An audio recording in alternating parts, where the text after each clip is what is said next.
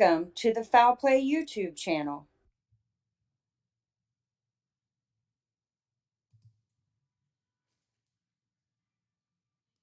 Hi everyone. Welcome to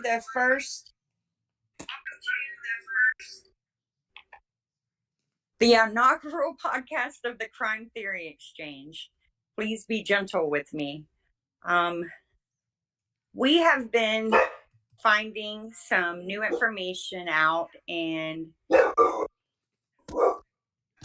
I have been, in my mind anyway, connecting some dots that I think may help us answer some questions. So I thought it might be helpful if we do a podcast similar to the Thirsty for Theory Thursdays. Please ignore my dog. There's another dog outside. And I was hoping that I could do 1 week a month where I would do like a Gregory Allen update. I'm currently trying to track his movement when he was working for the power companies, hanging power pole lines. He was traveling all over the East Coast of the United States and as far west as Texas and Missouri. He was in very rural areas. And even though it says that, for instance, he was in Hurley, Wisconsin, come to find out he would be within 20 minutes of another 2 states because of how it's situated up there. So I'm waiting on FOIA requests from them, and I just thought it would be interesting to kind of update people who, find the DNA match at the time of the civil suit depositions an interesting thing. And so here we are. Today, I want to discuss the 85 case. Specifically, we're going to read from DVorak, Morris, and Marcel depositions. All 3 of these ladies live near Stephen Avery on, it's called Old Highway Y, I think. And they were all like literally right in a line. So as everyone knows, there was a lot of drinking and lies being spread about Stephen in the bars by Morris. Apparently he and some friends had broken into some trailers up in Marionette County, and one of the trailers happened to belong to his other neighbor, the Marcel's family. And Alan Avery, instead of Stephen getting prosecuted, paid for the damage that was done, and so no charges were filed. Well, that seemed to piss off the DVoraks, the Morrises, and the Marcels that lived in his neighborhood. And so they started making up these lies about him. As y'all know, Morris was saying that he was running out to the road in the middle of winter with just his shoes on his feet. She actually said masturbating, just outrageous things. And they even tried to implicate him, DVorak says, in an assault of an 11-year-old girl in Marionette County. So Susan and Jax are going to read some of the depositions, and we're going to discuss like what we think of, who's lying the most. I believe DVorak may have actually falsified the entire police report. And I think that, she potentially could have been added to the lawsuit because, she knowingly wrote a false statement, which helped to imply guilt of Stephen Avery in a sexual assault, which, kind of swayed the jury to think that he was capable of doing the penny assault, even though he had 16 alibi witnesses saying he didn't do it. So, Susan and Jax are going to start with Ramona Marcel. I popped this map in there, that overview. Was able to get it. I went ahead and while you were talking, I went ahead and opened the program to see if I could get it to pop in there. Okay. That's the one you wanted, right? Yeah, I used Google Earth, but it's my first time using it. And I marked everybody's resident except for Steven because the only address I could find for him that wasn't redacted, Google Earth doesn't recognize. So I Still, don't overall works really pretty good, doesn't it? Google Earth. Oh, it's awesome. Yeah. I mean, I can figure it out. It's amazing. Yeah. So as you can see, Morris lived on, I think it's called Melnick. And then you had the Marcells, and then you had the DVoraks. And I believe that Stephen lived in between the Marcells and the DVoraks. The DVoraks actually had a very large hog farm. And as recently, I'm sure it's even more than this, but in 2000, DVorak, she takes a lot of pride in her home. She was like the president of the Wisconsin Homemakers Extension Society, but her home was on the flowers parade of homes for Maribel. So I'm sure having Stephen Avery, the son of a junkyard man, who I'm sure had, a couple of junked vehicles, and I know he had a dog because when they arrested him, they said that he had to put his dog up so that they could come in his house. Um, I'm sure that Stephen and Lori, with 4 or 5 kids under the age of 8 or 9, probably did not keep a perfect home and yard up to DVorak standard. So I'm sure he was probably the hot topic of this neighborhood. You can just tell that they all had a lot of disdain and disgust for them. But he was 22 years old. I don't know if y'all remember what you were like at 22, but it's not easy figuring out how to become an adult, and maintain a yard and a home, and then add in 5 kids. Hey, I'll be right back. Sorry. That's okay. So I'm sure it was a steep learning curve for them. I think this is where he was at when the cat burning incident happened as well. So, does anybody know that for sure? I do not. I do not remember. I believe that's where he was. And, I was going through the DOJ investigation file, and Morris had made a report of an indecent exposure of Avery to her. And remember, the detectives rode with her to work a couple of times and never witnessed anything. Do you know that report isn't in that file that Seeking got? So I thought not. that was interesting. It sure isn't. Or if it is, I missed it. But I went through it a couple of times looking for it.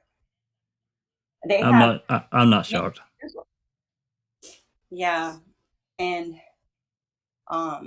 another thing that's weird is, I wonder why they redacted all of the DCI lab reports.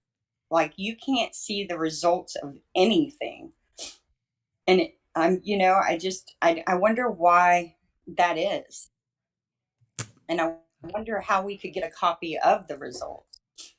Unredacted. Yep, unredacted. You'd have to find a department that had it or had an agency copy. You might get it then unredacted. I don't know that for sure. I wonder if I could try the clerk of courts. If it was used as an exhibit. Mm-hmm. I think it was. Has anybody ever tried to get the trial transcripts from that? From what? The 85 case? Yeah, they want $5,000. Oh, wow. Yeah, wow. Well, it's just shy of, it's like $4,800. Yeah, we don't need that. Everybody knows that. That's for everything. I don't, for the trial transcripts alone, I don't know what it would run. I'm not sure how many pages it is. $1.25 a page, whatever. Yeah, that's a little extreme. You ready, Susan? Yes, I am. All right. You're going to have to tell me where we're at, because I'll have to scroll over here. Let me get this turned off. Who's reading what, Jack? That's what. Yeah. Well, can I pick? Sure. Can you be? Will you be Ramona and Jax will be Kelly? Sure. All right. We're doing Ramona first. Let me scroll over here. Yeah, I think she starts on 16. Is where I wanted hers. Let's see. Yeah, page 16. It's where it starts about Morris, how she knew Dr. Morris, I think. What line are we going to be on? 2, I think. Of the 16 of the PDF. Okay, let's see. Page 16 of the PDF. Line 2. So I'm the lawyer. Mm-hmm. Okay. Tell me when you're ready. I'm ready. Okay, here we go. Page 16, line 2. At the time that Stephen Avery ran Mrs. Morris off the road in January of 1985, did you have any knowledge of your own from any source whatsoever about the relationship between Sandra Morris and Stephen Avery that led to that incident? No. So you didn't know anything about it? No. Other than what you read in the papers? Yeah. Is that right? Yes. Are you and your husband related in any way to the Morrises? Yes. How are you related to the Morrises? Sandy is my husband's cousin. So, as I understand it, Sandy's maiden name was Mott. Yes. Is that right? Yes. And Sandra Mott, what was the nature of her relationship with your... Well, first of all, who is your husband's cousin? Sandra. Sandra is. Explain the relationship to me, if you can. Sandra's dad and my husband's mother were brother and sister. Okay. Did you have any knowledge in the period of time between July and November of 1984 that Ms. Morris was complaining about behavior on the part of Stephen Avery towards her? No, I don't think so. No. Did you have any knowledge about the fact that the sheriff's department was involved in assisting Mrs. Morris with respect to behavior that Stephen Avery was said to be engaging in? No. Okay.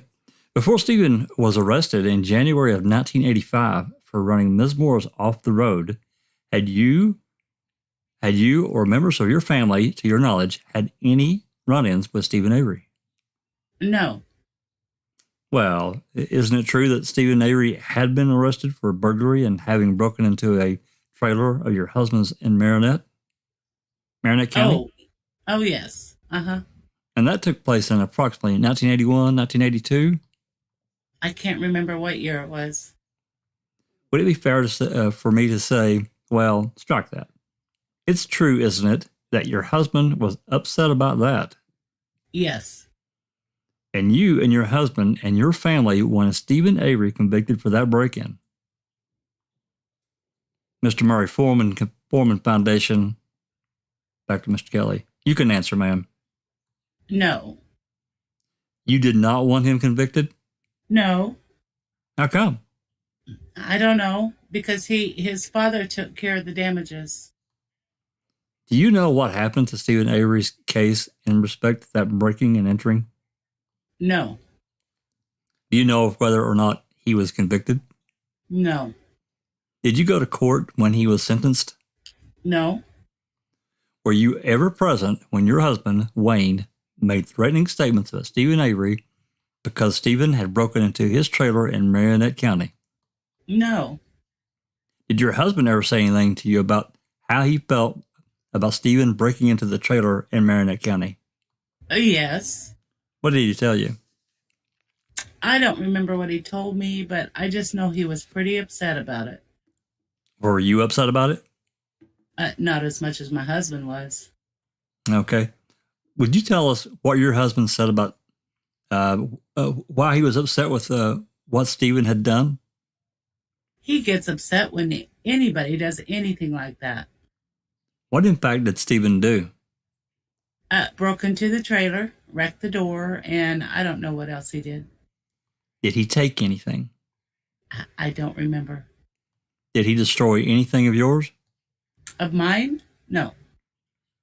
After that happened, of course, you were still next door neighbors when that happened, right? Yes. So there you are living next to him in Maribel at the same time that he had broken into your trailer in Marinette County. Is that right? I don't think he lived there at that time. Did he? By Mr. Kelly. Do you think Stephen was? I don't think he lived next there at that time.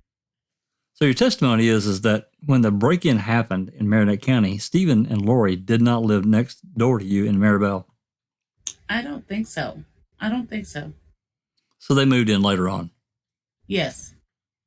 At any time after they moved in, well, strike that. Did you object to them moving in? No. At any time after they moved in, up until when Stephen was arrested in January of 1985 for running Ms. Moore's off the road, did you have any words, you yourself have any words with him about what had happened in the breaking into your trailer? No. To your knowledge, did your husband have any words with him about it?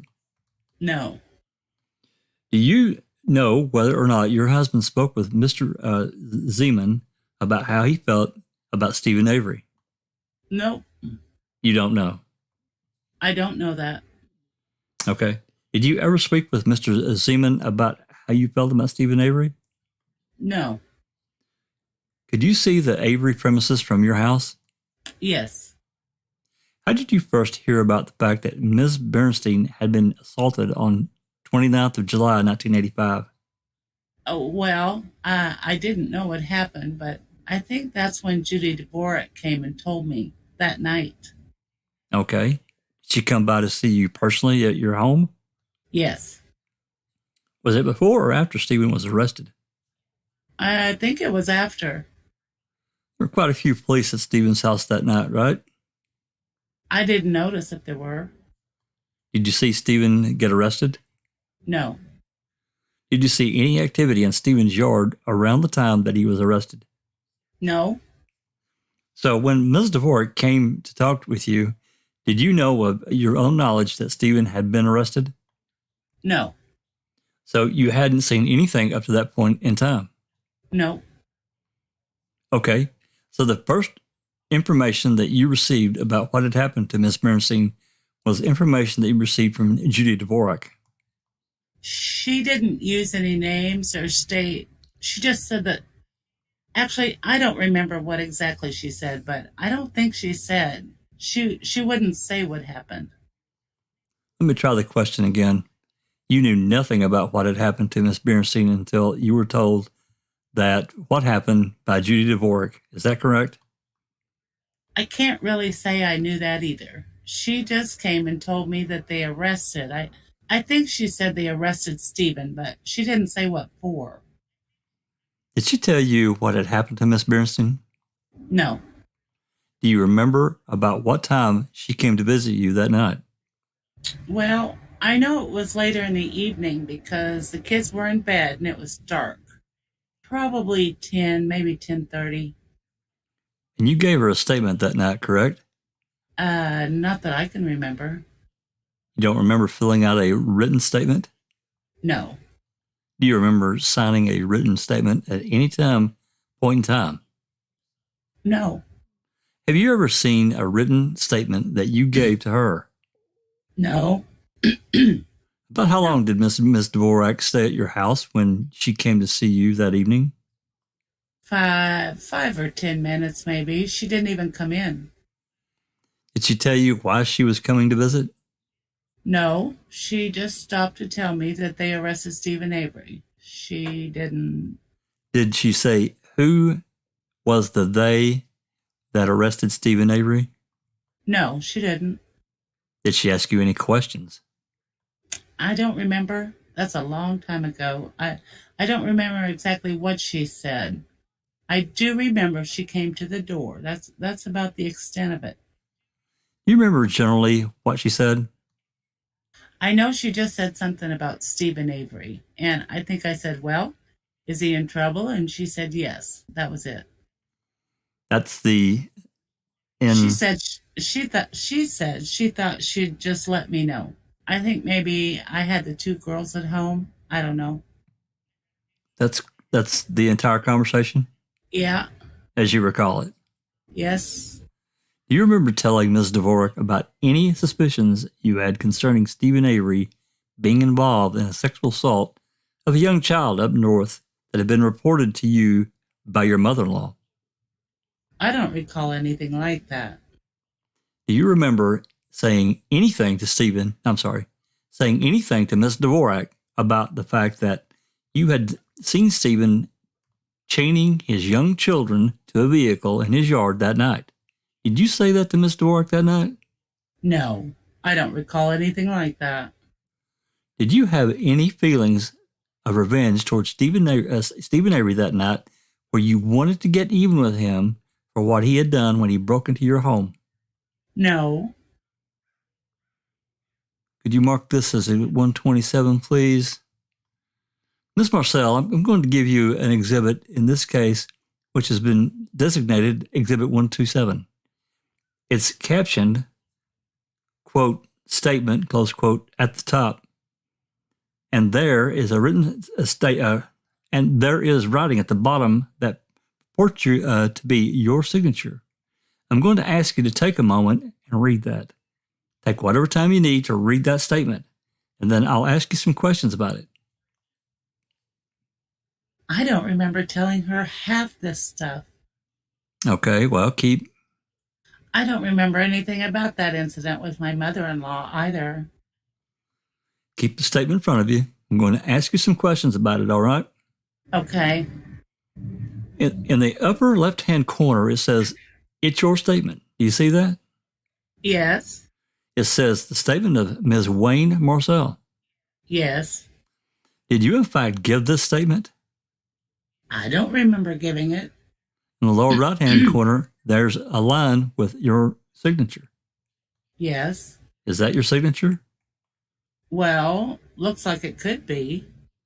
In the upper right-hand side of the page, there's a handwritten note that says, statement is related to Deputy J. DVorak. You see that? Yes. Is that your handwriting? No. Do you know whether or not that's Ms. DVorak's handwriting? No. You don't know one way or the other? Nope. If you look at the handwriting in the body of this document, Exhibit 127, the report itself, the statement. Yes. Is that your handwriting? No. Do you know whose handwriting it is? No. In the upper right-hand corner, there's a date in the time listed. Do you see that? Yes. The date is July 30th, 1985, correct? Yes. And the time is 12:14 a.m. Do you see that? Yes. Underneath it says 0014, Yes. which suggests that it's 12:15 in the morning or after midnight had passed from the 29th on to the 30th of July. You see that? Yes. Does that change your recollection at all about how late it was when Ms. DVorak came to visit you? No, I don't remember what time it was. Okay, so it could have been...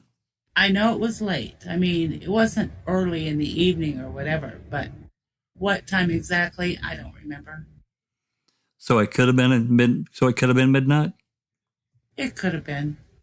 And given the contents of what's included in this statement about the discussions that the two of you had, would it be fair to say that she was there for a lot more than 10 or 15 minutes? I don't really think she was because I can't recall having her in the house. All right. I remember standing and talking to her in the front door. Okay, it says here in the statement, in the first paragraph, that Ms. DVorak stopped to inquire about any activities in the Avery yard. You see that? Yes. And it says that you answered the door from watching TV. Yes. All right. Were you watching TV that night? I probably was. If I was still up, I was watching TV. Yes. Well, you had to be up to Yeah. answer the door, right? Yes. Yeah. Okay. And then there's a conversation that's related for a few lines about what activities, if any, you saw in the yard. Is that right? Yes. What does that statement say that you told Ms. DVorak about the activities in the yard? What do you mean by that? Like I said there was only one car in the yard? It appears that you told her, according to this statement, is that you only saw one car in the yard. Yes. That your husband, Wayne, had said it was quiet and that you hadn't seen anything coming or going. Is that right? Right. Is that what you told Ms. DVorak? I don't remember if I told her that or not. Okay. I just don't recall what I told her that night. Well, now this statement goes on and says you told her that you didn't know whether or not it was relevant, but during the Memorial Day week, there was an 11-year-old girl abducted in Marinette County. Do you see that? Yes. And then you go on for the rest of this front page to explain the connection that your mother-in-law told you that she saw between that 11-year-old girl being abducted and Stephen Avery. I see that in there, but I don't even recall talking to my mother-in-law about anything like that. Well, that was going to be my first question to you. Did your mother-in-law prior to midnight on 30th of July, 1985, tell you information about concerns she had that Stephen Avery might have abducted an 11-year-old girl in Marinette County? No, not that I recall. Then how would you have the information?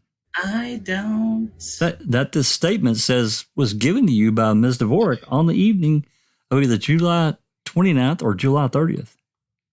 I don't know. But to tell you the truth, I do not remember anything about this conversation with my mother-in-law. Are you denying that you told this information to Ms. DVorak that night? Yes. Do you think Ms. DVorak made this information up? I don't know. Do you know what she would have? Do you know why she would have any reason to do that? No. She doesn't like Stephen Avery, did she? No. She might have made it up for that reason, right? Mr. Bascom, object to form. Mr. Murray, yeah, it's argumentative and speculative form of question. Back to Mr. Kelly. Are we good there? You want to keep going, or you want us to keep going, Sunshine?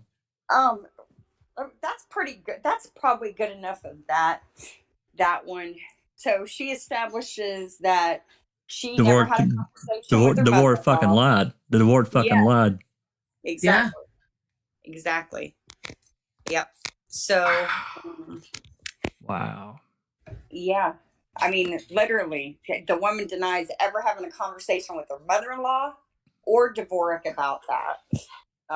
What's also interesting is she says she never told him about the chaining of the kid in the yard. She did say that her dog was injured, but she doesn't remember saying it was castrated, and she thought it could be Stephen. I think they were probably going to blame Stephen for anything that happened.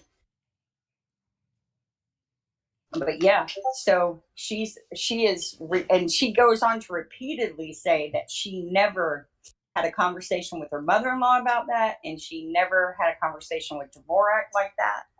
And then what's also interesting is when we get to DVorak's statement,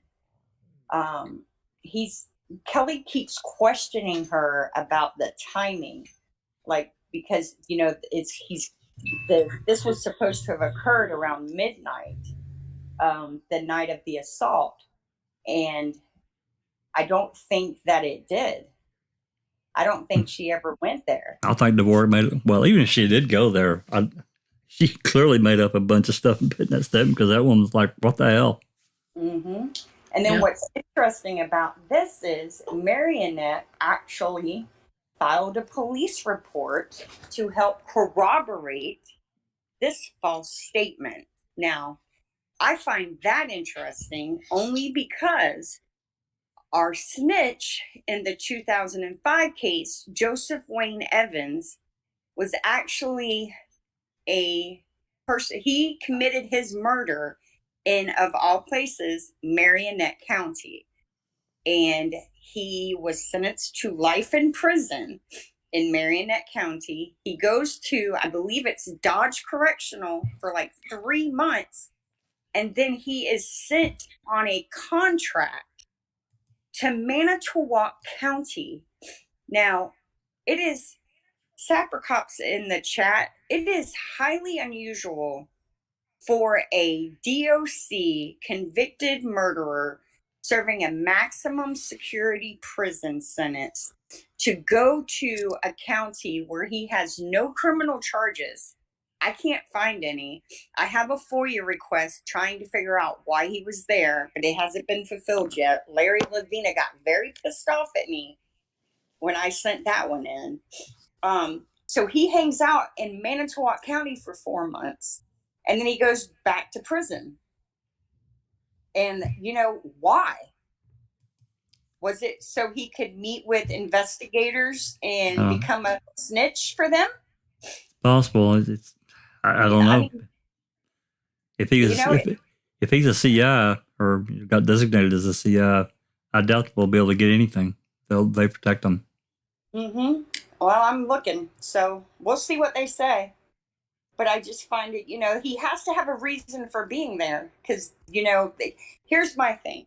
You do not allow convicted murderers who are serving maximum security state prison sentences to go to a county jail to be housed with inmates who are still, most of them, not convicted, right? They're still afforded all their rights. So let's say Evans would have had an incident with an inmate and assaulted them and gravely injured them. How would they have explained him being there? Sapper Cop says that's highly unusual, but that fits the snitch role. Yeah. So I wonder if Marionette didn't kind of put a bird in his ear. Hey, you know, we can help you do the best time you can in prison if you want to do us a favor. And they just sent him to Manitowoc, and he had visits with, I don't know,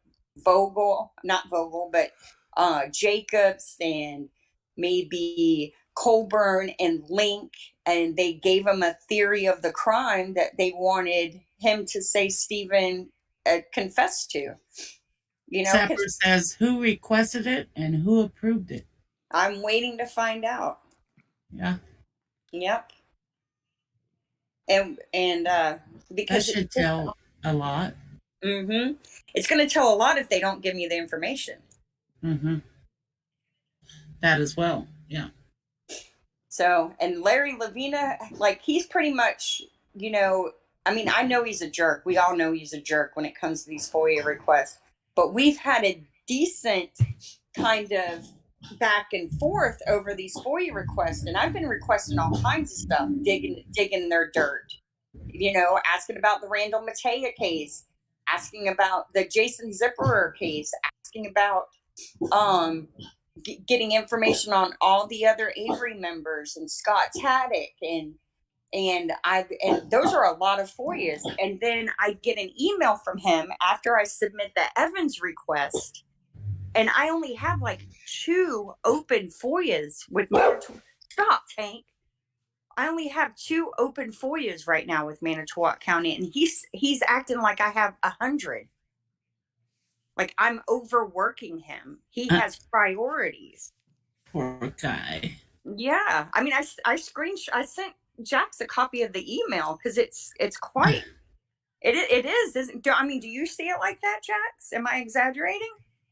It comes across harsher than I think he should have been. I think he could have just simply said, "I have other duties that take precedent. I'll get to your FOIA as soon as I can," and left it at that. Yeah. Instead of being, he didn't have to be snotty about it. Yeah, and why that one? Why didn't he send me that when I had like 15 outstanding? Well, you know, there could be other FOIAs that have come in between that time and this time, and who knows? Maybe they climbed up his ass. It's hard to say. He's getting a little annoyed with you. What'd you say, Christina? I know. I know damn well he's annoyed with me. He sent me a $4,800 bill. Right. Yeah.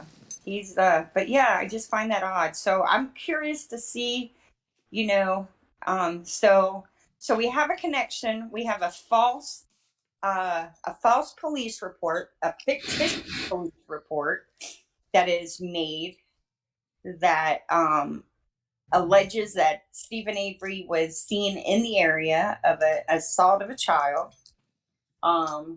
And then we have a connection to the county where this case is with the snitch. So, it's funny how they even though they don't seem connected, they really are.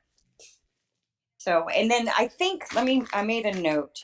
So Marcel's deposition was on the 11th, I believe. Yeah. So Marcel's deposition, you got to remember that was on October 11th of 2005. So by this time, even though they're pretending like they don't, they know that Gregory Allen has come back as being connected to another sexual assault that was committed while Stephen Avery was sitting in prison doing Gregory Allen's time. So, so you have that pressure on them as well. Plus you have the pressure that they're exposing that they're falsifying police reports to imply guilt in this Penny Bernstein assault that they know he didn't commit as well. So quite interesting.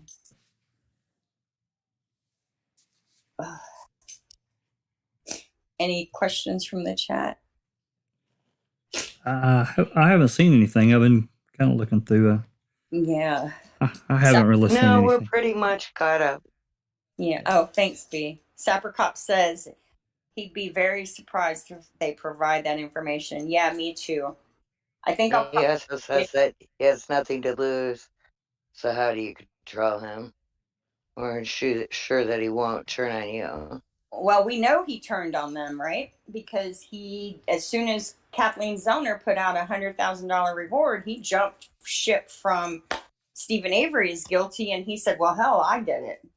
Yeah, where's my $100,000? Yeah. Who said that? Evans. Oh, yeah. Yeah.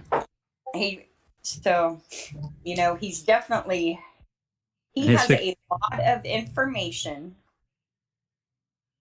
for someone who, was he in Manitowoc County on Halloween now? I don't know. Pretty much, for myself, he has no credibility. No. Is that the jailhouse snitch? Yep. Yeah. Yep. That's the one. Oh, he didn't have enough information because he did not understand that the burn pit was right behind the garage, because he literally said that they loaded her in the car to drive her over to the burn pit to burn her. Which confession was that? Yeah. That was the one that Steve told him where Steve was doing all the raping and got too wore out from doing all the raping. Okay. Yeah. And his fixation on Teresa's vagina was really creepy as hell. Yes, it was. But he literally said that they put Teresa's body in the back of the car to drive it over to the burn pit. So he had no idea that burn pit was directly in front of that garage. 20 feet. Yeah. But he knew he had to say that they put her in the grab. Yeah, because he had to account for the blood. Yeah. But he's too tired from all the raping and all the killing to not get her to the burn pit without the creeper or without the fucking grab, right? Mm-hmm. Yeah. But he can wrestle her all the way down that hallway without spilling a drop of blood. Sure. But yeah, that works. I'm going to be gone for about 60 seconds. I'll be right back. Okay. Okay. So, What do- and and then we have the so-called snitch that confessed to Penny Bernstein that Stephen had confessed to him. I was going to include that, but I think everybody knows about that letter that was in the safe. And we know that that's not true either. So it makes you, who initiated this guy to go up to Penny and talk to her? Was he just looking for an in to talk to an attractive woman, or did someone put a bird in his ear? I mean, that's one thing Wisconsin is really good about, is employing snitches in questionable verdicts. We see it in the Bernstein case. We see it in the Halbach case. We see it in the Pamela Claflin case. Jinx, what is it? Class, the elderly woman that the two brothers, the Roll brothers, are Clazer. Yep, we see a snitch in that case. You know what you know what all that tells me, Christina? What's that? They're professionals at using snitches, so they're not gonna stop. Nope. So and it makes you wonder if they have like an MO that they use for when they're just gonna to make a case fit, like employ a snitch, incorporate bleached jeans, incorporate a purse. Whatever link that they need to make it at trial to make it, make a connection. That's really hard to deny if you got somebody over saying, "Oh yeah, I saw him do it, son of a bitch." Make it believable, or That's he right. told everything. He told me everything. We were sitting around having a conversation, and he just unloaded. He wouldn't believe it. You sell that story. These guys. I'm sure that every once in a blue moon, yeah, it's true. You got somebody that's in there that's trying to, rehabilitate and do the right thing or whatever. Maybe they even are wrongfully convicted. That it's like, you know what? I got to go tell this guy has admitted everything and he does the right thing, But then you have the bulk of them. They're trying to get something. That's all they want. Yeah. Oh yeah. Or they've been enticed to come forward. So, most of the times, and the thing of it is they don't even try and vet the story. Like, no, God, you ask too many questions, you'll get the wrong answer. So, no, you can't do that. And that's how wrongful convictions occur, and that's how they continue. It's by things like that. Which deposition do you want me to get ready next? We'll do Morris. I don't think we're going to do DVorak. Okay.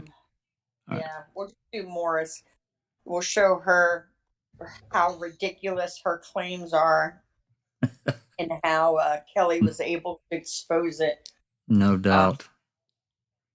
So that, it's clear that Morris, and what's weird is Morris's daughters were in the deposition with her. So that is weird. Yeah, I thought that was odd. I noticed that today. So both of her daughters were there. Ramona Marcel's husband Wayne was present for hers. I think DVorak. Is that her brother? Which one? Wait, Marcel. Okay, so or her cousin. His cousin is Ramona Marcel's husband. So yeah, her cousin was there during her deposition, and that's also Sandra Morse's cousin. I already said that. Yeah. But her cousin and her two daughters were there. With the Averys. Yeah. Sandra Morris is the first cousin to Alan Avery, and Wayne Marcel, the Ramona's husband, is first cousin to Alan Avery. That all their parents were siblings. Loretta Mott is the connection in Avery's tree to the Mott family. Keeping her all in the little Peyton place. No doubt. And Yep. Devorah, And just to make another point, Kim Duquette is also part of that Mott family. Uh-huh. Yep. her mom was a Mott. Was her mom a Mott or her grandma? Who is Kim Duquette. Kim Ducatte's father was Sitman, and Sitman's mother was a Rita Mott, and Rita Mott was related to Loretta Mott, and the Mott that married Marcel was Joyce, and then Sandra Morris's father is Willard Mott. Willard Mott. Okay. So that would be her grandma.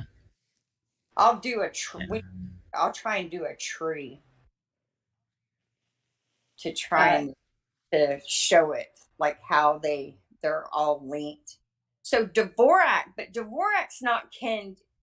She's very prominent in the community. Would you agree with that, Jinx? I mean, there's so many clippings about her achievements in the newspaper from high school on. But I don't see her, like, who is she kin to? I'm not sure, because the Dvorak farm was her husband's farm, and her husband's name. So I'm not sure. I don't remember what Dvorak's maiden name is. I'd have to look into her again. Yeah, yeah. I mean, there's clearly a picture of either they got married young, or there is another Judy Dvorak who favors her in Manitowoc County. You. Because two of them. You. But Come on. Yeah, Dvorak is very proud. Isn't her husband also a deputy for the sheriff, or a reserve deputy around the same time Sandra Morris' husband was a reserve? Yeah, his name was David Dvorak, I think. David Dvorak, I think he gave a deposition as well, didn't he? He's also in the Queso asked about the keys to the the blood, where the records were. Yeah. Clerk of Court's office. Oh, that's a good point, Jinx, too. So these people who are being very, I mean, and the Dvoraks were in trouble because he's also the guy who pulled the pictures for the mugshots. He like most of his jobs, because he was like a part-time deputy, was in the jail, like doing booking, transport, running errands. And what's weird is when Kosurik got the call about the penny assault, he called Judy Dvorak at home. So I believe when he heard about the assault, he said, I'm going to make this fit Steven. So he told Judy to go to the hospital, and he told her husband to go to the jail and pull the mugshots, and do not pull Gregory Allen's, even though Gregory Allen had been in police custody 2 weeks prior. So, and a month before had attacked another woman. Yeah, and a year previous to that as well. But he had, and there's surveillance. Jax has the doc. If we have time, I want to show it. They actually surveilled him on that day. So it's interesting because remember now, Vogel is going around telling everybody that it couldn't be Allen because Allen was on probation in Door County on the 29th. But yet, when you look at the Manitowoc police report, when they authorized surveillance of Gregory Allen, and they have the days that they're surveilling him, they have him on the 29th, they have his car at home, and then they have his car at work.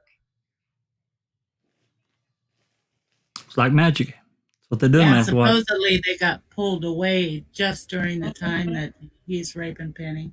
Yep. So did go in and add that to help the Manitowoc Sheriff's Office, or did Gregory Allen slip surveillance?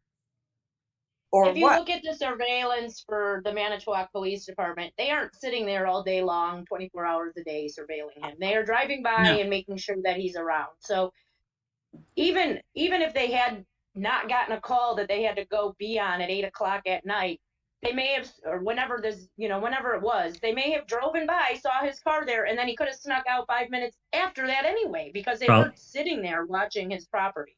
They were Probably. just making sure that he was around and at his home and at his job. And, it was like, driving by. It wasn't necessarily sitting on his house. And you can bet that he knew that they were watching him. You can bet he did.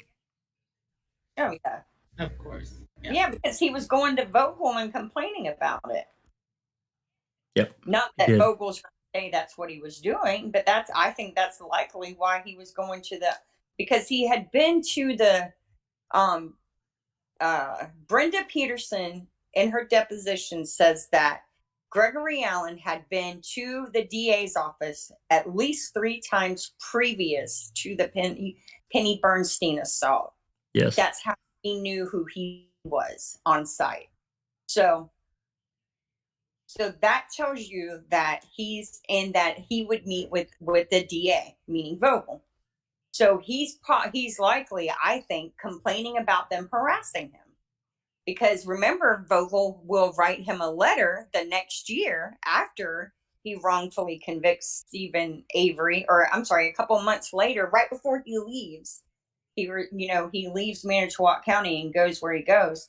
He writes a letter on Gregory Allen's behalf to the same detectives who have been trying to get him locked up to protect the community, asking them, are you sure that your detective ID'd Gregory Allen? Because he says that his shoes for work are a different type than the shoes used during the incident that y'all say he committed.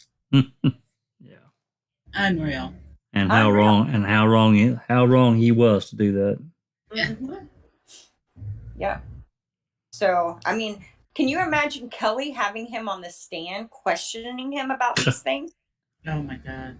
DA Vogel, or why did you write this letter on Gregory Allen's behalf? Yeah. Exactly why were you meeting with a defendant who is currently under indictment, in your office on several occasions? Numerous occasions, yeah. Yes. I mean, it would have been, and then Kosurik, are you telling me, sir, that you had no idea that Gregory Allen, and I linked the report for you. I mean, DOJ has a list of all the incidents that Gregory Allen was in the Manitowoc County Jail prior to the Penny Bernstein assault. And one of the things that a sheriff does is he reviews who's arrested. He looks at the crime in his county, right? Yeah. Supposed to. Yeah. It's, either he's incompetent or he's intentionally ignorant because he had an alternative objective for this case. And either one doesn't look good for him. So, kind of insane. All right, you want to read more? Whenever you're ready. Okay, I'm ready when you are. Who's doing who? Am I the lawyer again? Yep. Okay. Susan plays she becomes these women. Yep. So we're starting on PDF page 10? I think so. Yes. Line 1. Line 1. All right, here we go. In July of 1985, when Miss Bernstein was assaulted, at that time you were living on Melnick, and the Marcells and the DVoraks were living nearby on Oak County Y. Is that correct? Yes. And also living between the Marcells and the Zemans were the Averys, Stephen and Lori. Yeah. Is that correct? Yeah. You have to answer out loud, ma'am. Yeah. Yes. Okay. Before you testified today, Ramona Marcel was here and testified, and she hand drew a little bit of a map, which is Exhibit 126, to show as in a rough sketch about where people lived in that neighborhood. You see that? Mm-hmm. Does that mean, or does that seem about right to you? Yes. Okay. Did you know the Zemans? Not really. Okay. Did you know the Marcells? Yes. And did you know the DVoraks? Yes. At the time, David DVorak was employed in the sheriff's department, correct? Yeah. And you knew that. Yeah. And Judy DVorak was a part-time deputy. You knew that. Yeah. And your husband, Bill Morris, was also a part-time deputy. Yes. And you all were friends with the Marcells. Yeah. So David and Judy DVorak, Wayne and Ramona Marcel, and Bill Morris and you were all friends and neighbors. Yes. Okay. I'm speaking now of you personally at the time. At that time, Miss Bernstein was assaulted in July of 1985. At that time, were you personally friendly with Stephen Avery? No. In fact, you actively disliked him. Is that right? At that time? Yes. Okay. And the dislike that you had for Stephen Avery at that time was known to the Marcells. You weren't quiet about it, and they knew it. They probably did. They read it in the paper. Okay, well, Mr. Mayor, I'd like to like a continuing objection to all the leading questions. Mr. Kelly, okay. Mr. Kelly, you talked with them about with them about it as well. Not that I know of. All right. Did you have any knowledge at that time about how the Marcells felt about Stephen Avery? Not really. When you say not really, tell me what you mean. I didn't talk with them. I didn't know what they felt. At the time, did you know how Judy DVorak felt about Stephen Avery? No, I didn't talk to her much at all. How about your husband? Did your husband talk with Judy DVorak in connection with his work as a part-time deputy? I don't know. Okay.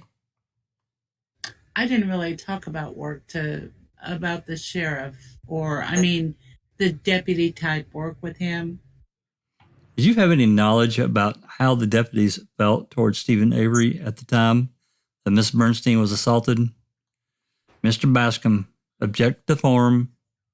No. Mr. Kelly, you didn't know anything about how... What do you mean? Well, did you know about how people in the sheriff's department felt about Stephen Avery at that time that Miss Bernstein was assaulted? Mr. Mayor, forum and foundation. What do you mean felt? What their feelings were. Not really.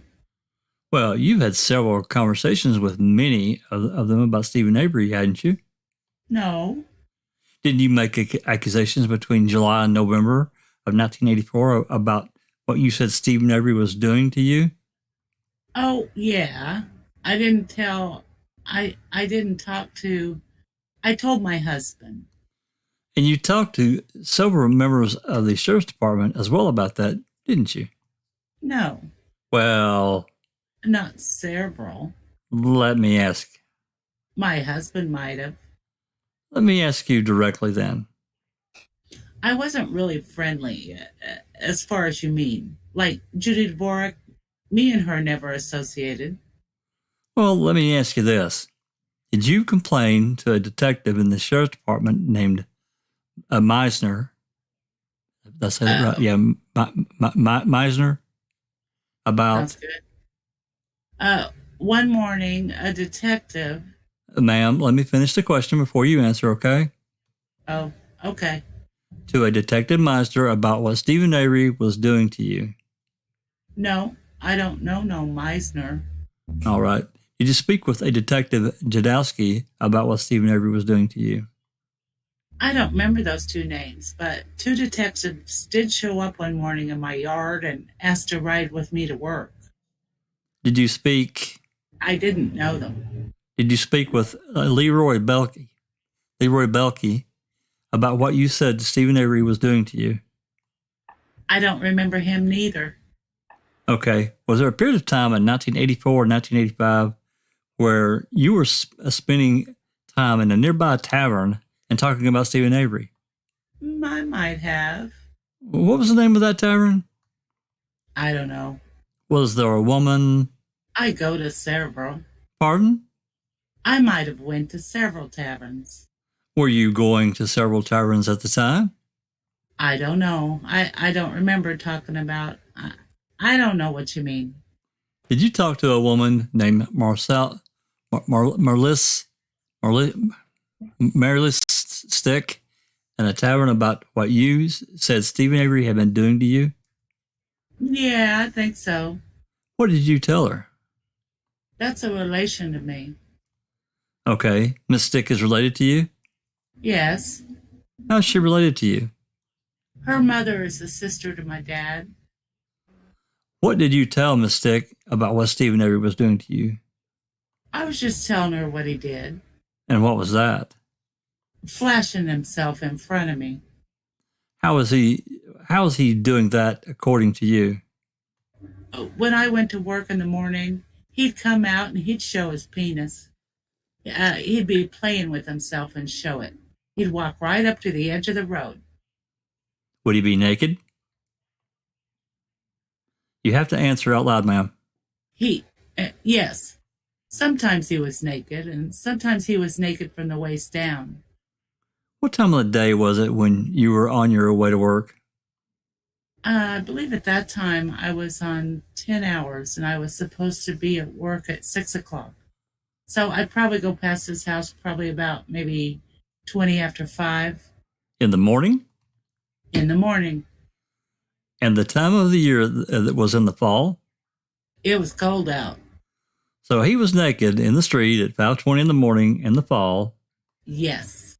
Playing with himself. Yes. And sometimes even on the way home from work. Have you ever, before today, made to any police officer the accusation that those things happened on the way home from work in the evening? I don't remember.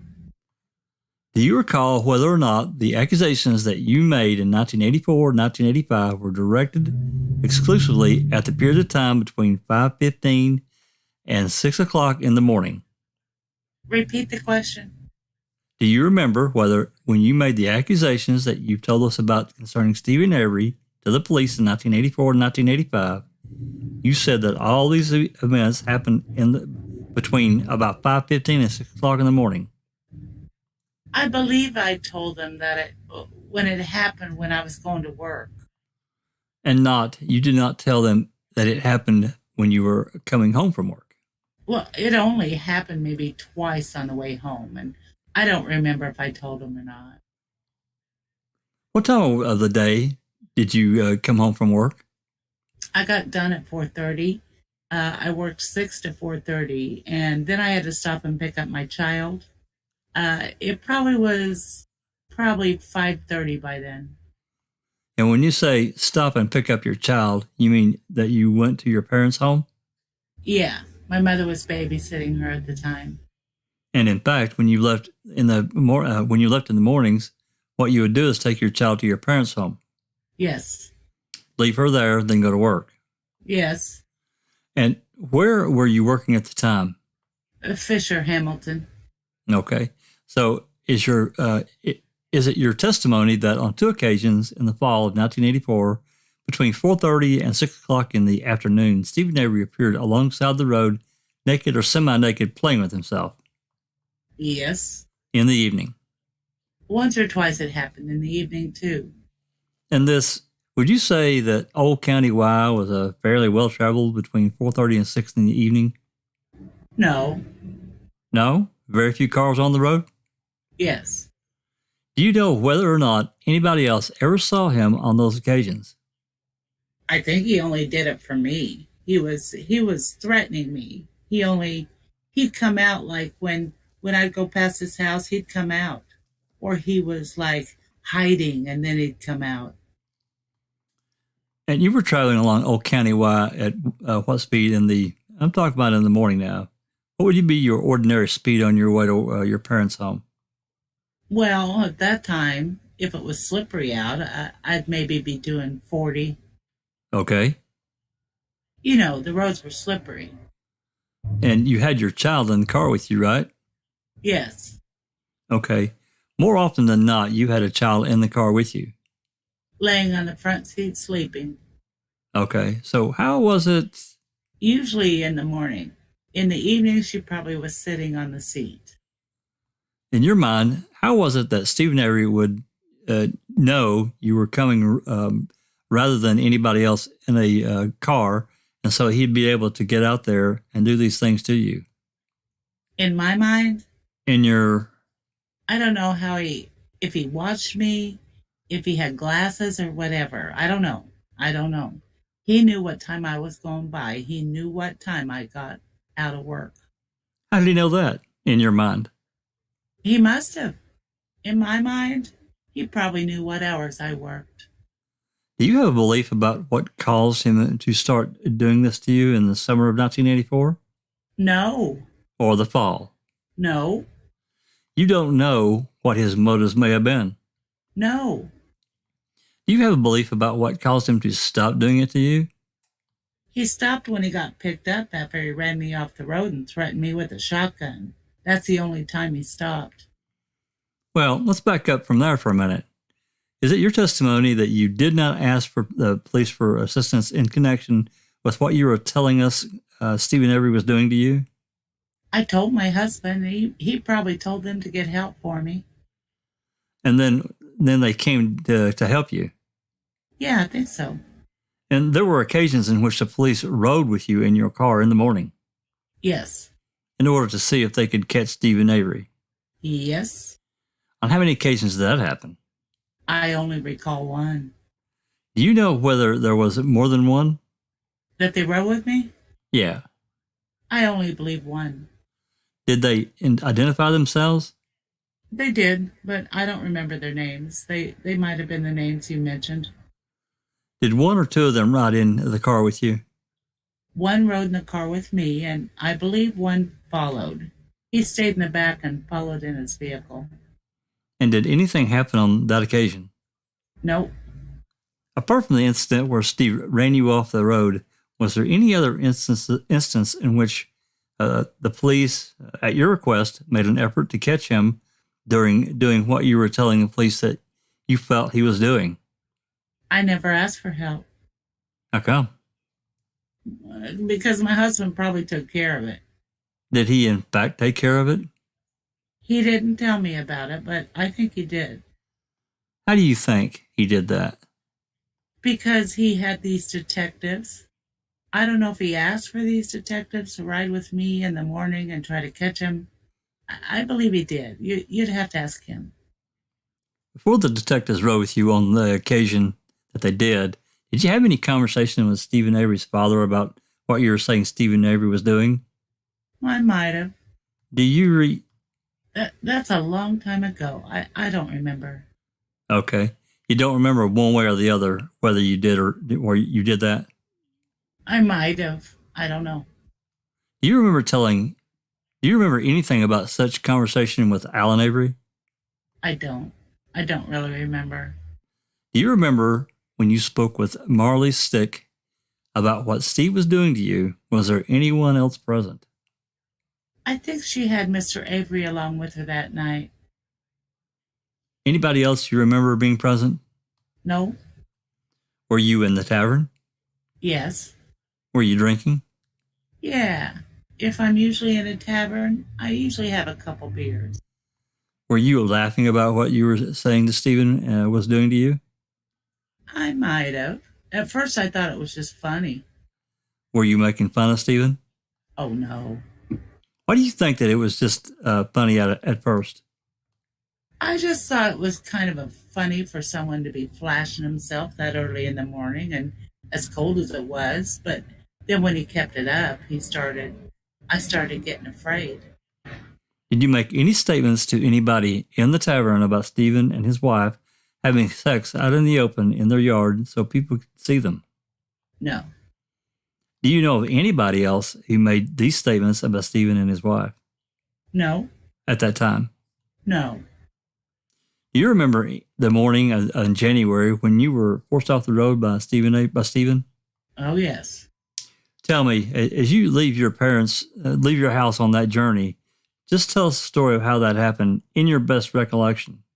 Well, I was going to work. I went past his house as always, and I didn't think nothing of it. He wasn't out that morning. There was some mornings he was and some mornings he wasn't. So I didn't think anything of it. So I was going to work past his house and down the road. And I got toward the end of the road. There's a hill. And all of a sudden I look in my rearview mirror and I see these headlights coming. And they're coming really fast. And I thought to myself, wow, that car is coming fast. You know, it's slippery out. Because I'm a cautious driver in the winter. And so then all of a sudden, I figure he's going to pass, you know, and all of a sudden he hit the back of on the back of the car on the driver's side. He hit it, and that made my car start doing this. And I'm sitting there trying to get it under control.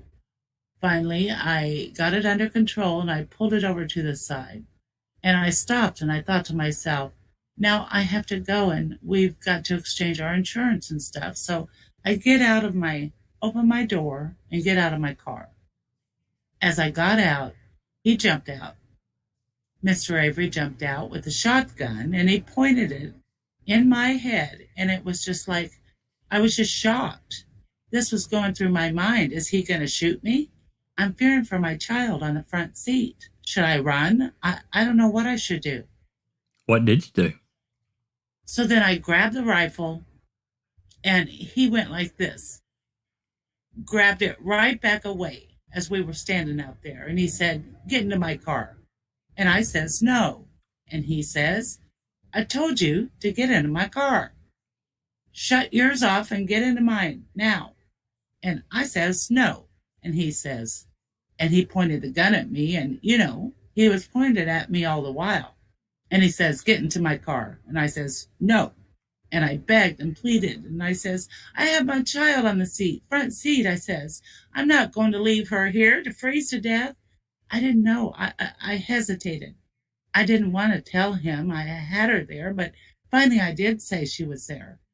And I kept begging and pleading to let me go. I said, just leave me, get my child to safety. I says, just leave me, get her to my mother's house or whatever, wherever. And I says, I'll go with you and do whatever you want. I said, just please leave me, get her safe. And then finally he kind of glanced in the front seat and he saw her laying there. And then he nodded his head, yeah, yes, or whatever. Let me just stop you there for a moment and ask you, during the period of time that you were pleading with him to let you go and not to do what he was doing, did he make any statements that you recall about why he was upset with you? No. Did he say anything about you making statements about him to the cousins? No. About him appearing naked on the road? No. Anything like that you recall? No, not that morning, no. At any time? No. Did he make those statements to you? Your testimony is he never said that to you. He never said that to me, no. At any point in time, up until today, did you know that that was why he was angry with you on that morning? No. All right. I just thought it was part of his plan. What was his plan, do you think? I don't know what his plan was. When you're coming out naked in front of someone like that, and then all of a sudden you run someone off the road and have a gun to her head. And you have no idea why those things happened? No, I didn't know why he was doing that morning. And you still don't know why? You don't know what his motive was? No. Okay. So pick up the story from where you left off. So then he finally nodded his head yes, and I got into my car and I started driving away, and he followed behind me. And I just kept thinking, what am I going to do? What am I going to do? You know, I don't want to lead him to my parents. So then I thought, well, I was watching him, and as I got to the end of the road, I got to the stop sign. Then I turned to go to my parents' house, and I kept looking in my rearview mirror, and he was stopped there, and he didn't follow me. But I was still scared. I didn't know what he was going to do. So I got to my parents' house and I just slammed the door open. I didn't even shut off my car, and I grabbed Crystal and I ran into the house. And I told my dad what he did, and he said just call 911 and call 911 on him, call the police on him. So I did. And that then led to an investigation where the police came out and talked to you, and then had me ride. They had me ride with them to identify him. And I says, no, I don't even want to ride in a car. I'm so scared. And they says, well, you can ride in the car. You're safe in the car. He says, nothing will happen to you. He said, I need to identify him and tell me where he lives and stuff. So I rode with him. And the officer went up to the door and knocked on the door. And I was watching, and I seen him come to the door, and he yawned like he just got up. And he says, I don't know what they said to him, but I'm assuming they asked if he was out. And I saw the officer go and feel his car, the hood, and it was warm. And he claimed he wasn't out. So let me make sure I understand. You went with, was it one police officer or two? I rode with one, but Let me finish the question, because the way that we do this is that I need to finish the question before you answer. Oh, okay. Go ahead. Did you ride with one police officer or two from your parents' home to the Avery's home? I was shook up, but I'm almost sure I rode in the front seat with one and another one followed, or I know there was other officers there. Other officers where? By his house. When you... I don't know if they all met. When you got there? Yeah. When you got there? Yes. All right. And you stayed in the car? Yes. And then you watched what happened when the police went to the door? Yes. Is it your testimony that when the police went to the door, Stephen came and answered the door and yawned? That's what I seen. Okay. Are you sure it wasn't his wife who answered the door? I saw him yawn. Okay. If he says it's his wife, then he's lying. Okay. So you're sure it was him? I saw him yawn. Listen to the question. You're sure it was him who answered the door and not his wife? Maybe she answered the door and then he came after her, but I know he was there at the door and I saw him yawn. Okay. So you don't know who actually answered the door? No. When the police went to the door, you just... I think, I assume it was him. Okay. But maybe they both were at the front door. Okay. I was in the car. All right. And then did the police enter the home? No, I didn't see no police officer enter the house then. What did they do? What did the officer at the door do? I saw the officers talk with him. And then I believe they asked him to come outside and they went over and checked the car. Okay. And after that, what did they do? And after that, I was sitting in the car yet. I think they talked with him and I think they arrested him. And then the officer took me back. At any point in time up to when Stephen was arrested, did the officers take any written statements from you? Yes, they were taking no, not after. Okay, I'll ask the question again. Okay. Up to the point in time on that morning when they arrested Stephen Avery, had any officer taken a written statement from you? I wrote. Or the officers wrote and asked you to sign? I don't recall. They might have. All right. I was so shook up that morning. You don't know what it is to have a gun pointed to your head. After that, after Stephen was arrested, did any officer make any... I remember... written statement from you? I don't know. I don't recall. I was shook up. But I do remember that the policeman did talk to me. I think he did take a statement. Because I remember he had me stand by my car and he took a picture of where Avery hit my car. Is that good there, Sunshine? Yeah, that's good. Okay. God, she is such a liar. Yeah. Jesus. He yawned. He opened that door. And you know I saw him yawn. I saw him yawn. How many times she said that? He's lying if he says different. Well, the police report actually says different. So, she's lying. But I think we all can agree that she's lying about a whole lot of things here. But she's sticking to her story. And But this is one thing that Stephen admits he did. Oh yeah, he admits that he did it, but he said, he also explained why he did it. She was tired of him. She was tired of her running her mouth around these taverns about him. Yeah, it wasn't just her; it was the whole crew. I think I was mistaken thinking DVorak was running her mouth. I don't think she would stoop low enough to go to a tavern. She would probably have a glass of wine at the country club, right? But for sure they were spreading lies about Stephen beating his son, chaining him up in the yard, having fellatio on his front yard with his wife, running. I love how she says he has shoes on his feet, running out to the road at 5:00 in the morning with shoes on and nothing else, and masturbating. Whoa, wait a minute. She also said how cold it was, and at that hour in the morning when it's cold up here, it's dark out. Yeah. Yep. At 5:00 in the morning, of course it's dark out, right? Same here, baby. A lot of times at 4:00 in the afternoon when she's coming home from work, also dark out. Absolutely. Right. I think Kelly did a really good job at showing how obvious her lies were.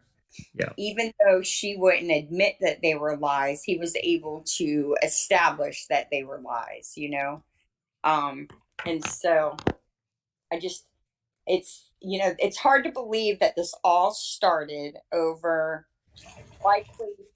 I mean, do you really think this is all because he broke into the Marcel's trailer up in Marionette County? I think it probably has more to do that to do with it. There has to be something else going on here.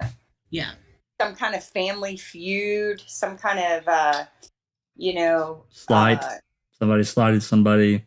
Yeah, your uncle or your daddy made my daddy mad, or I mean, there's even something with the kids in school, right, when they were young. Yeah, well, or I mean, maybe Stephen and them, because Stephen's kids, I don't even think were young or old enough to be in school. No, I mean with like Steve and them when they were all kids in school together. But isn't it odd that it's just Stephen? And yet we look at Chuck and Earl's police reports, and it's clear that they had entirely more issues. Like I have searched and searched and searched. There is not one, besides the Judy domestic violence incident, and we all know that's bullshit. There's no domestic violence reports. And do you know that what's interesting is DVorak in her deposition even says she knows nothing about Stephen abusing his wife. She had never heard anything about that. She heard about him abusing his child. So, we know that in Queso, Lori says all these things, and she says she went to a domestic violence shelter, but there's no police reports. There's no report from the domestic violence shelter. There's no documentation. So I would be curious to see if it even occurred. I'm sure they fought. They were young, uneducated, poor, 5 kids. I'm sure they had, some pretty heated arguments and knockdown dragouts, but there wouldn't be anything public from a shelter. Well, I was thinking because Kratz filed that motion in Lumine or whatever, however you pronounce it, trying to enter his previous bad acts, and entered the domestic violence, and you know what's weird is he didn't include the Jody Stachowski domestic violence report. He included allegations from Lori, I forget what all this the prison snitches that that say that he had talked about harming women when he got out, when he was incarcerated for the 85 case. And what's interesting about that is I have to confirm, but one of these guys that they're using in that motion, I can't find. The only record I can find of a guy with that name wasn't born until 1984, which means that at the time he allegedly was incarcerated with Stephen, he was 7. Wow. What's the name? I'll have to, Jinx, I will. I think it's the first one listed. The other 2 check out. They're both born in the 60s. One of them is born in 84. So I don't think he was in. No, the only thing I can figure out is maybe he had there's no criminal history for anyone else but the guy in 1984 in all of Wisconsin. Okay. So the only thing I can figure out is maybe he has a dad with the same name who has a record that somehow didn't get uploaded. But that's just, I just find it weird that the only guy that I can find is in 1984. Well, it's possible that that record from '84 just isn't on that WCCA site. So, like, no, he was check born. the newspapers and other. No, if you're saying that maybe he has a dad or something like that with the same name, right? Right. I'm guessing. I mean, More than likely, yeah. There's a possibility that there's like an arrest in the papers citing his name. You might want to look there, is what I'm saying, because if it's a father or an uncle with the same similar name, it's possible that those records are just not available for us online. Mm-hmm. I'd also check Ben Verified to see if there's any other men with that name in that area. Yeah, I did I just checked CCAP or whatever. That's the only place that I looked, and I could verify 2 of the 3, but the third one, the only one I could find was in 1984. And I'm like, really? Where was he in jail? Where was the jail? What jail was he in? I don't even know. I mean, I've got so much in my brain right now. I want to say his name is like Josh Whirling or something, but I could be way off. I'm looking. I thought I had it open here. I'm trying to find it right now. But it's the Motion in Lumine, and I just thought that was really weird. But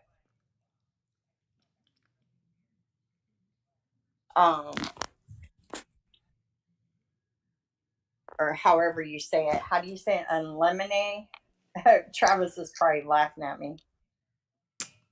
I always just said, yeah. That's how you said it in Lemonade. Yeah, lemonade. Okay. Mm-hmm. All right, let's see. Let me see if I can find it. But yeah, I think that it is clear that they're all lying. What time is it? 2:43. I knew I had too much planned for today. Do you want to pull up the Marinette, the first one? Yeah, the first one. I think we'll go over that, and then we'll probably go ahead and end it because we're getting close to 2 hours. If that's all right with everybody. You go as long or short as you want. It's your podcast. Okay. We have no set requirements. This is all you. Okay. Jinx, I think it's Jesse Werlin. Werlein.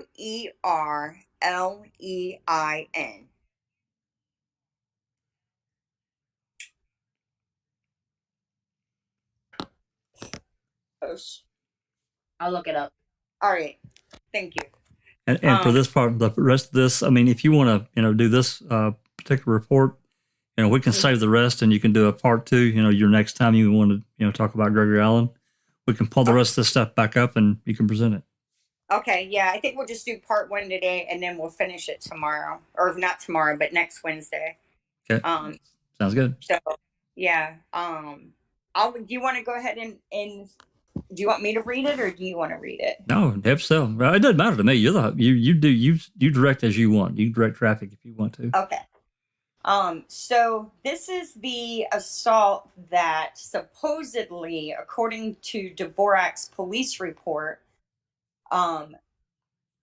Ramona Marcel, which is another one of Stephen Avery's neighbors, her mother-in-law was fishing and witnessed Stephen Avery in a brown van in the area at the time of the assault. Now, this is the actual marionette copy of the assault. It's dated May 28th of 1985. I think it happened the day after Memorial Day or something like that. And it says at approximately 10 a.m., an 11-year-old girl had missed the school bus and was walking to school, and she was abducted and she was assaulted. I was trying to look. The girl was walking on Newton Lake Road near North Zack Lane in the township of Stevenson, approximately 7 miles northwest of Crivets, when an unknown male ran from the woods, grabbed her, and pulled her into the woods, where he made her lay face down, removed her pants and underpants, and assaulted her.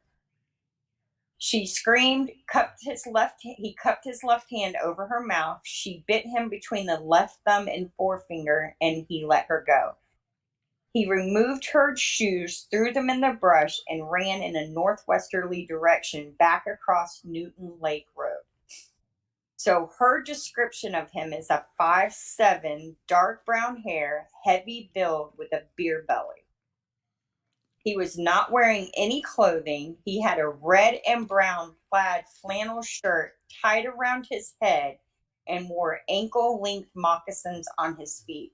Now, what's interesting about this is an MO of Gregory Allen. To the T. To the T. And I find it very odd that marionette, upon the exoneration of Stephen Avery, or I think they likely knew about Allen previous to that, but maybe not. I'll give them the benefit of the doubt. I'm surprised they didn't try and look into him for this, because it fits him to a T. Well, and that's like called a blitz attack or something, isn't it? What is it, B? Blitz attack. Blitz attack. Mm-hmm. Yeah, like he did on Penny. Exactly.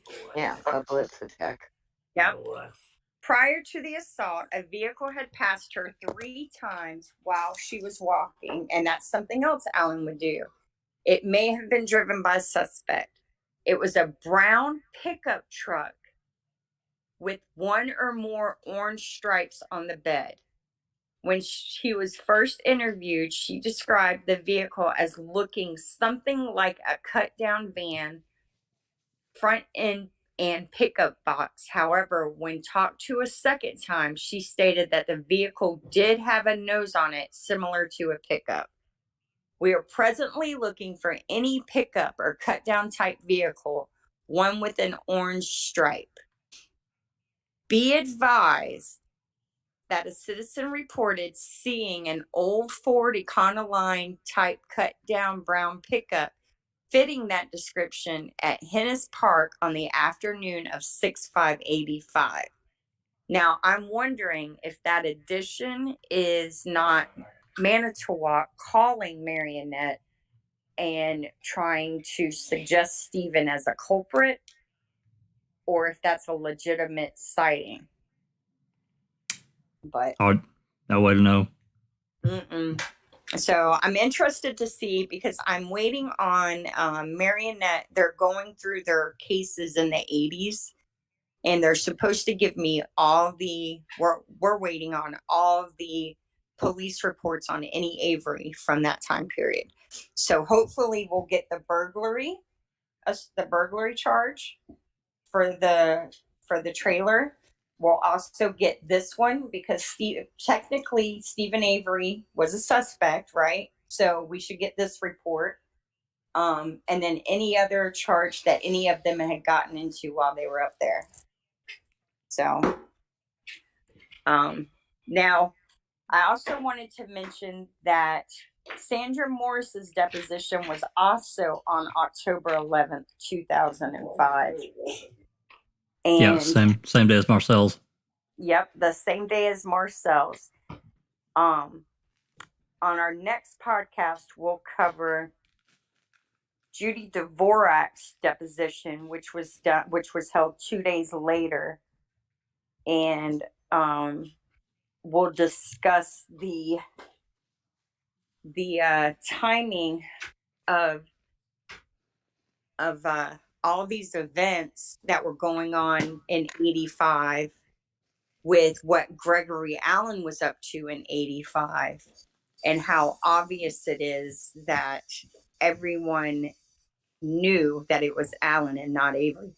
Even though a lot of Allen's crimes were committed in the police department territory, there's one jail in Manitowoc County, and that's the Manitowoc County Jail. Yeah. So, and it is staffed by Manitowoc County officers like DVorak's husband. So Judy DVorak worked in the field. Her husband worked in the jail. They're communicating. You know, he's coming home and telling his wife about a prowler, peeper, stalker that's running around. Oh, you know they're talking about it, of course. Yeah. So for them to pretend like they had no idea who Gregory Allen was is just it just shows how willing they are to lie. It's ludicrous. To try and make this go away. Yeah, it really is. So thank you everyone for coming, and I hope thank you, you Christina. enjoyed the podcast. Thank you so much for reading, Susan. Thank you, Jack. Oh, no problem. I hope everybody enjoyed it. Thanks, Jinx, for commenting. I think you should be a regular. And but you're welcome. Yep, I look forward to next Wednesday. What do we have next? Dr. Silkman's Uncle Ken's reading. Yeah, let's see. Well, first, I guess I'm not sure if Jeff is going to be back tomorrow with his after dark. Yep, he is. He said good. He was feeling better. So good, yeah, good. So he got all rested up good, and then I'm sure that Becca and Linda will probably do a Brendan's talks on Friday. I think it's Friday, isn't it?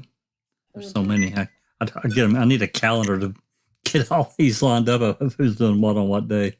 And then Uncle Ken will be Saturday, and there's probably going to be another deposition. This one's going to be a good one. But what I'm going to do probably after I do this next one, it's going to be filing. I'm probably going to look at them and put them in order as to when they gave their deposition. I think it tells a better story if you do it in a more orderly fashion. So we'll look at it after that, though. Yeah. Okay. All right. Do you want to take us out, Chucks? I will. I'd like to thank everyone for coming to Christina's premiere and for this theory aspect, because I think about as long as I've been in this, if we look at most of what we know, we still have to theorize and speculate for much of this case. I mean, I think we all feel strongly that it's definitely a wrongful conviction case for Stephen and Brendan. But certain things, certain events, we have to speculate, because unlike Christina, I don't trust a lot of what is reported. Some of it, it's probably factual. There has to be some grounded factual stuff. But a lot of it, we have no way to back it up, no way to prove it. Photos, in situ photos, and that kind of thing. So I think this theory aspect is a really good thing, because in reality, if you think about it, if you truly think about what we do, those of us that do this all the time, We theorize, we speculate, we have an opinion. I might not agree with Christina and Susan and whoever, but we still talk about our different theories.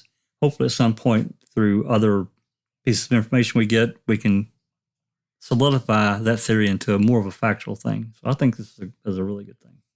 I want to thank everybody for coming. If you like what's going on here, hit the like and give us a subscribe. If you have suggestions, please leave it in the comments. Thanks for coming. This has been a Foul Play production.